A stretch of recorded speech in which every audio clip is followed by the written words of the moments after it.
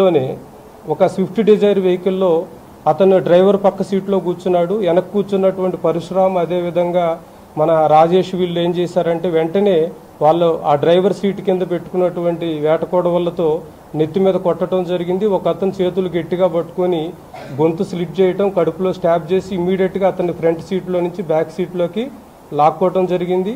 లాక్కున్న తర్వాత వెంటనే యూటర్న్ చేసుకొని మరలా అటు బీచ్పల్లి సైడ్ వెళ్ళారు. మరలా ఈలోపు అతను తిరుమలతో మాట్లాడి అతని గైడ్లైన్స్ ప్రకారం ఈ హైవే మీద వెళ్తే మనకు ప్రాబ్లం ఉంటుంది అనేటటువంటి ఉద్దేశంతో ఈ ఆలంపూర్ ఎక్స్ రోడ్ నుంచి మనకి రైట్ టర్న్ తీసుకొని అటు పంచలింగాల సైడ్ వెళ్ళారు. పంచలింగాల్లో ఈ తిరుమలకి సంబంధించినటువంటి ఒక ఓపెన్ ల్యాండ్స్ ఉన్నాయి. ఆ ల్యాండ్స్లో బాడీని ఫస్ట్ డిస్పోజల్ చేయాలని చూశారు.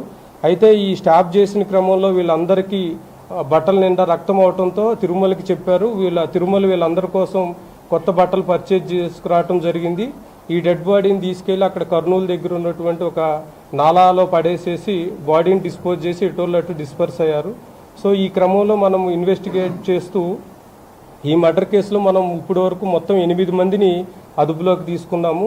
దీంట్లో మెయిన్ అక్యూజ్డ్ అయినటువంటి బ్యాంక్ మేనేజర్ తిరుమల్, అదేవిధంగా డిసీజ్డ్ వైఫ్ ఐశ్వర్య, అదేవిధంగా ఈ సుఫారీ గ్యాంగ్ని లీడ్ చేసినటువంటి నగేష్, పరశురామ్, రాజేష్, అదేవిధంగా ఇంటి పక్కనే ఉంటూ ఎప్పటికప్పుడు వీళ్ళ మూమెంట్ని తిరుమలకి వాళ్ళకి అందజేసినటువంటి మోహన్, అదేవిధంగా మర్డర్ చేశాడని తెలిసిన తర్వాత కూడా ఈ తిరుమలకి సహకరించి అతన్ని ఎస్కేప్ చేయడానికి ట్రై చేసినటువంటి అతని ఫాదరు, అదేవిధంగా రిటైర్డ్ ఏపీఎస్పీ హెడ్ కానిస్టేబుల్, అదేవిధంగా డిసీజ్డ్ వైఫ్ యొక్క మదర్ సుజాతను కూడా అదుపులోకి తీసుకోవడం జరిగింది.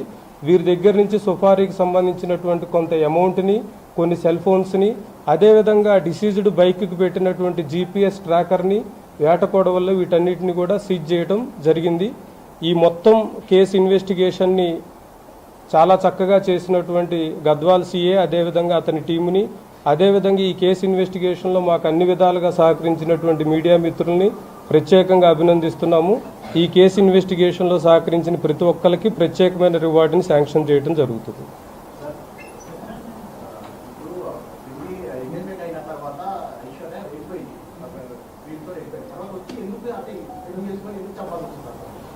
అంటే యాక్చువల్గా ఈ రిలేటివ్స్ అందరికి కూడా, ఎందుకంటే డిసీజ్డ్ ఈ ఐశ్వర్య మదర్కి కూడా ఈ అక్యూజ్డ్తో ఇల్లీగల్ ఇంటిమసీ ఉంది. ఎప్పటికీ కూడా నా కూతురికి అఫీషియల్గా పెళ్ళి అవ్వటం కష్టమేమో, ఏదో రకంగా పెళ్లి చేయాలి అనేటటువంటి ఇంటెన్షన్ ఒకటి ఉంది.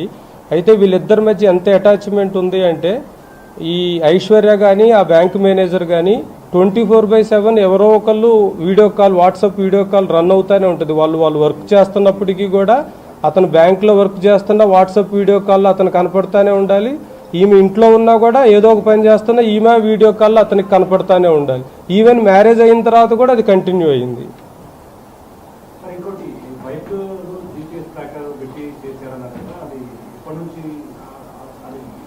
అంటే ఇనీషియల్గా ఫస్ట్ వీళ్ళు నార్మల్గా ప్లాన్ చేయాలని చూశారు.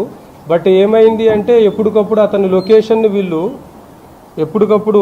అతని లొకేషన్ని చెప్పినటువంటి ల్యాండ్ మార్క్స్ని దృష్టిలో పెట్టుకొని అతన్ని ట్రాక్ చేయటం అనేది కష్టమవుతుంది. కాబట్టి ప్రత్యేకంగా మనం అతనికి ట్రాకర్ పెడితే అతను ఉన్నటువంటి ప్లేస్ ఏ ప్లేస్ అయితే మనకి కన్వీనియంట్గా ఉంటుంది అనేటటువంటి దృష్టిలో పెట్టుకొని చేయటం జరిగింది.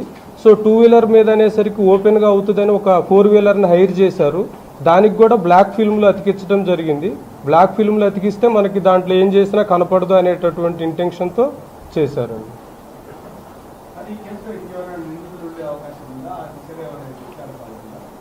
అంటే ఇప్పటి వరకు మనకి ఆల్మోస్ట్ ఆల్ 100% కూడా 99.99% ఇన్వెస్టిగేషన్ అంతా కంప్లీట్ అయింది.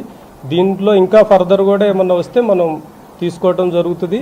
అదేవిధంగా సీనియర్ ఆఫీసర్స్ ఇన్స్ట్రక్షన్స్ మీద ఈ కేసుని స్పెషల్ కేసు కింద గుర్తించి మనం జ్యుడిషియరీకి కూడా స్పెషల్ ట్రయల్ చేయమని ఒక 6 నెలల్లోపే ముద్దాయిలందరికీ కూడా కఠినమైన శిక్ష పడేటట్లుగా ప్రాసిక్యూషన్ కూడా రిక్వెస్ట్ చేయడం జరుగుతుంది.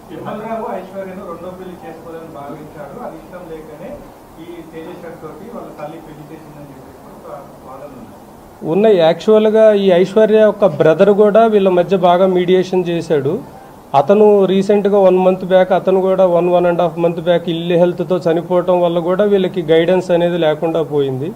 సో ఎన్నో రకాలుగా వీళ్ళు ప్రయత్నించారు, ఎన్నో రకాలుగా ఈ మ్యారేజ్ క్యాన్సిల్ చేసుకోవాలని కానీ, but at the same time వాళ్ళ రిలేటివ్స్ వీళ్ళు చెప్పినప్పుడు అంతే విధంగా ఐశ్వర్య తేజేశ్వరిని నమ్మించింది. నాకు నీతో ఇష్టం ఉంది, నాకు మ్యారేజ్ నీతో ఇష్టం ఉంది, కేవలం ఎక్స్ట్రా డౌరీ అడగటం వల్లే మ్యారేజ్ క్యాన్సిల్ అయింది అనే విధంగా నమ్మించడం జరిగింది. ఎన్నోసార్లు ఇటు ఇతనితో తేజేశ్వర్తో మంచిగా ఉంటున్నట్లు ఉంది, అదేవిధంగా అతనితో తిరుమలతో ఏ విధంగా రిలేషన్ కంటిన్యూ చేయాలి, అవసరమైతే లడాక్ వెళ్ళిపోవాలి లేదా అండమాన్ ఏరియా కానీ అట్లా వెళ్ళిపోవాలి, కొంతకాలం మనం మిస్ అయినట్లుగా అనేది కూడా ప్లాన్ చేయడం జరిగింది.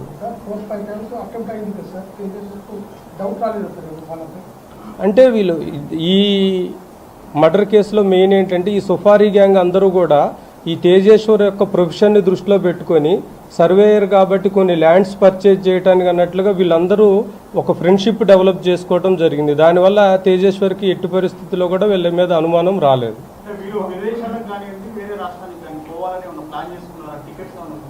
అంటే ఇప్పుడు ఈ ఆషాఢ మాసం లోపు కనుక ఈ ప్లాన్ అంటే ఇప్పటికీ చాలాసార్లు మర్డర్ చేద్దాం అనుకున్నారు, చేయలేకపోయారు. ఇప్పుడు కూడా చేయలేకపోతే కనుక ఈ ఆషాఢ మాసంలో ఆమె ఇంటికి వచ్చినప్పుడు అక్కడి నుంచి ఇద్దరు ఎలోప్ అయిపోయి